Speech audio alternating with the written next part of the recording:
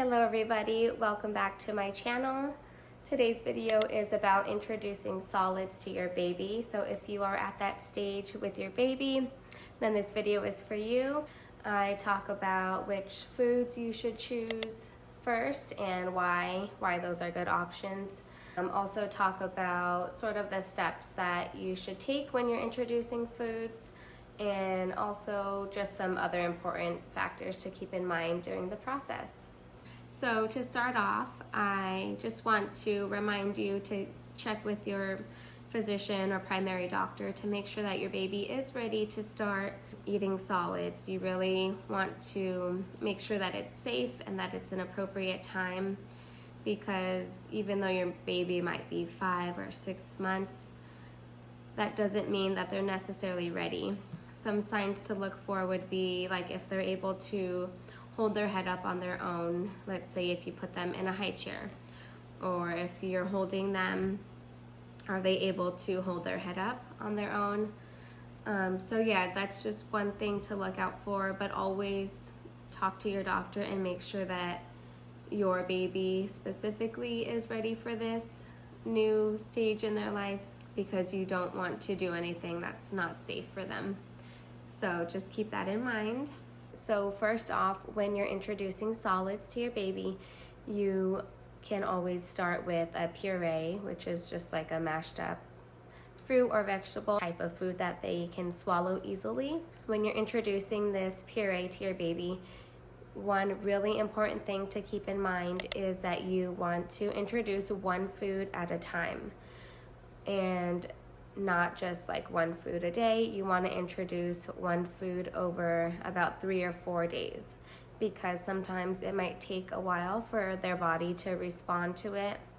Let's say you introduce it on Monday and they're okay, but then the next day, Tuesday, they have some sort of reaction like a rash or, little blotches. So sometimes it does take a little while for any sort of reactions like that to develop.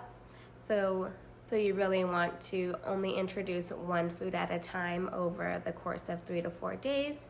That way, if something does happen, like the rash or any other reaction, then you know exactly what food caused that reaction. Otherwise, if you introduced, say, 2 foods at the same time, you wouldn't really be able to pinpoint which food caused that reaction. So one food at a time over the course of 3 to 4 days.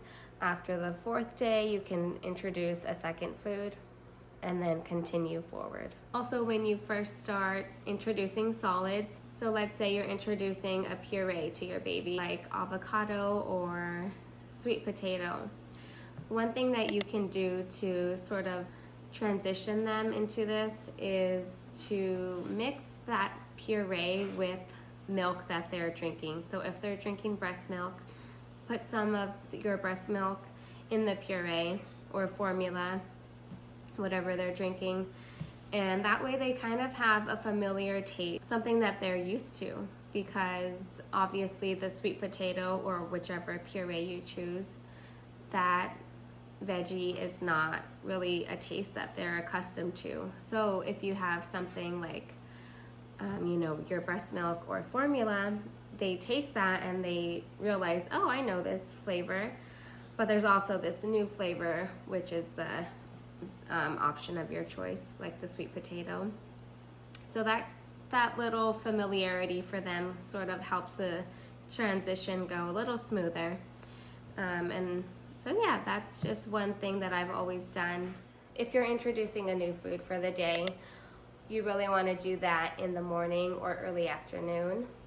You don't want to introduce, let's say, sweet potato for the first time, during dinner time, because if your baby does have any sort of reaction, you yourself are asleep, it's dark, your baby's probably, hopefully, asleep in her crib or her own room or wherever. But if there is like a rash or, little blotches on her face, it's harder to detect those at night. You really want to be awake and alert if anything like that does come up. So always introduce a new food in the morning or early afternoon. You also don't want your baby to have an upset stomach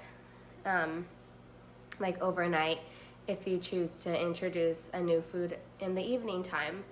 This will cause your baby to be fussy overnight, which will cause you to be awake also, and you don't want that.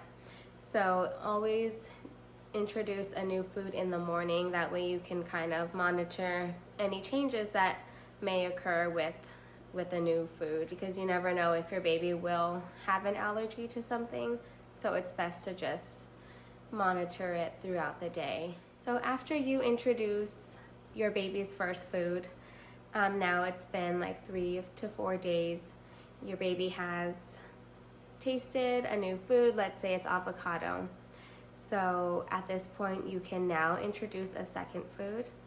And my tip here is to, although you're introducing a new food, second food, you can still feed your baby that first food that you chose to start out with. So you can still give her, let's say you did avocado first and now you're going to do banana. So the first 3 to 4 days was avocado, and now it's the 5th day, you're going to give her banana. So you can give her banana, but let's say like for a little snack you still give her avocado, or you can mix the banana with the avocado. So just keep in mind that when you do introduce the second food, you can still incorporate that first food along with, you know, the second food that you're giving her. I started introducing the purees to my baby at 5 months. But after about a month, so when she was 6 months, then I started introducing real solid foods like scrambled eggs. And it could be really intimidating to do this because they don't have teeth, obviously. It can be scary, you know, you think they're gonna choke on it, but you'd be surprised at how well they can do, like mashing things up. So I introduced scrambled eggs to my baby, and it did take her I'd say a couple like feedings for her to get used to it. At first would just spit it out. She wasn't really excited about the eggs, and then the next day I fed her eggs for the second time in the morning, and that's when she really showed signs of like being interested in this food. She would open her mouth when I would put the spoon close to her. She was gnawing on them with her gums. She was, you know, chewing. And so they really just like mash it up with their gums and they're able to swallow it like that. In the past, I've tried boiled eggs, but I feel like scrambled eggs are a better option because they can just get like mushed up easier than a boiled egg, like the white parts of the boiled egg.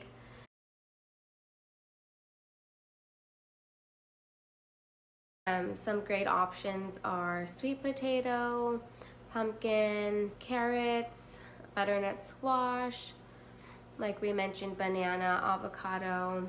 You can also do green beans. Avocados are a really great option because they're easy to digest. They have healthy fats for your baby.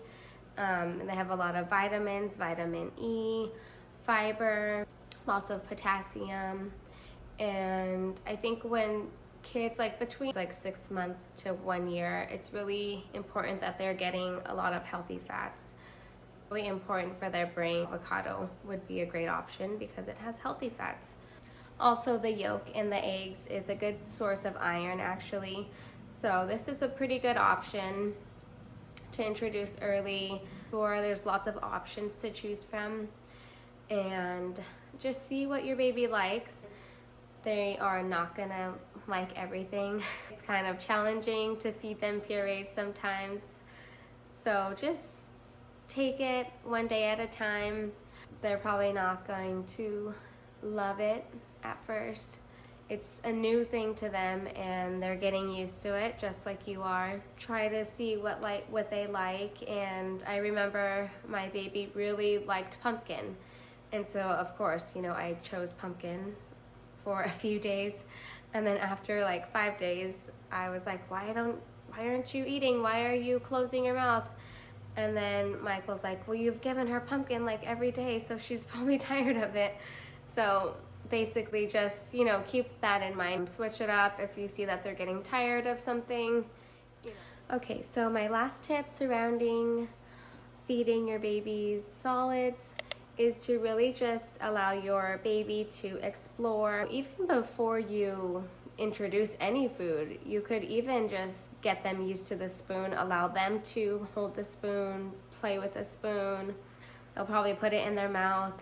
That way when you are feeding them, it's not this new foreign object. We want this to be a really good experience for them. We don't want any negative memories being associated with this experience. So, when you put them in their high chair, we don't want them thinking oh, this last time I was in this chair, I was crying and I was upset and things like that, because they remember these moments of this, say them in their high chair. Think of memories and association.